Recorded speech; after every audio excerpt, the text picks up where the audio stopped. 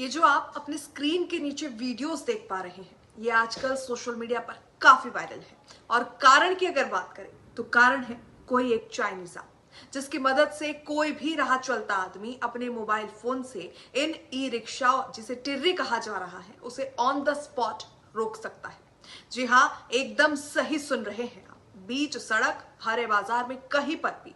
और देखिए, इससे सिर्फ और सिर्फ ई रिक्शा मालिक की गाड़ी की प्राइवेसी को ही खतरा नहीं है, बल्कि बात करें तो जो सवारी इसके अंदर बैठी हुई है और जो लोग सड़क पर चल रहे हैं, उन सब की सुरक्षा पर बड़ा खतरा है। और हमारे देश के जीरो सिविक सेंस वाले कुछ युवा और साथ ही जेन जी इसे मात्र और मात्र अपने मजे और सोशल मीडिया पर कूल बनने के लिए किसी भी शर्म और डर के बिना इस्तेमाल कर रहे हैं।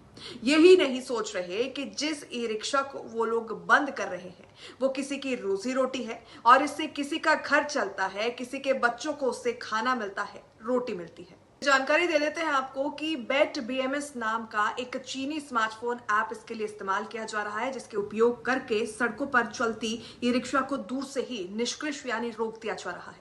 चीनी कंपनी शेंजे ग्रिंजन टेक्नोलॉजी द्वारा विकसित ये ऐप उपभोक्ताओं को ब्लूटूथ सक्षम लिथियम बैटरी को ट्रैक और नियंत्रित करने की अनुमति देता है, जिससे भारत के तेजी से बढ़ते EV इकोसिस्टम की साइबर सुरक्षा को लेकर चिंताएं बढ़ गई है। बता दें कि बेट BMS एक बैटरी मैनेजमेंट ऐप है, जिसे चाइनीज कंपनी शेंजेन जेनेंजरी टेक्नोलॉजी ने तैयार किया। इसे जो है ब्लूटूथ एनेबल लिथियम बैटरी को मॉनिटर करने के लिए डिजाइन किया गया है। यह ऐप बैटरी का charge level, voltage, current, temperature, cycle count और साथ ही इंडिविजुअल सेल हेल्थ जैसे कई इंफॉर्मेशन डिस्प्ले करती है। बता दें कि ये BLE के जरिए कनेक्ट होती है और लगभग 15 मीटर के दायरे यानी रेंज में काम कर सकती है। इसे प्रमुख तौर पर सोलर, मरीन और ऑफ ग्रिड बैटरी सिस्टम के लिए बनाया गया था। भारत की सड़कों पर दौड़ रहे कई ई रिक्शाओं में चीन में बनी BMS बैटरी यूज होती है, जो ब्लूटूथ कनेक्टिविटी के साथ ही इन बैटरीज को ना तो कॉन्फ़िगर किया जाता है और ना ही इनमें Bluetooth connectivity by default of होती है, जिस कारण ये खतरा लगातार बढ़ रहा है। तो वहीं लगातार तेजी के साथ बढ़ते इन मामलों को देखते हुए और देश की साइबर सुरक्षा को गंभीरता से लेते हुए अब भारत सरकार जो है वो हरकत में आ गई। बता दें जानकारी के लिए कि सरकार ने तुरंत तत्काल प्रभाव से इस ऐप को हटाने का आदेश जारी कर दिया। और हाँ, अगर आप इस ऐप का इस्तेमाल करके किसी भी रिक्शा को बंद करने की सोच रहे हैं तो जरा सावधान हो जाइए।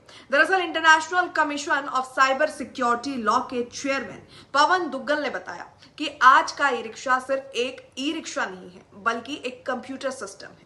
इसलिए अगर ये डिजिटल सिस्टम पर काम करता है तो इसमें मेमोरी और डेटा से जुड़े कई फंक्शन होते हैं। साथ ही उन्होंने ये बताया कि उनके विचार में ये कोई सामान्य हरकत या मजाक नहीं है, बल्कि एक अपराध है।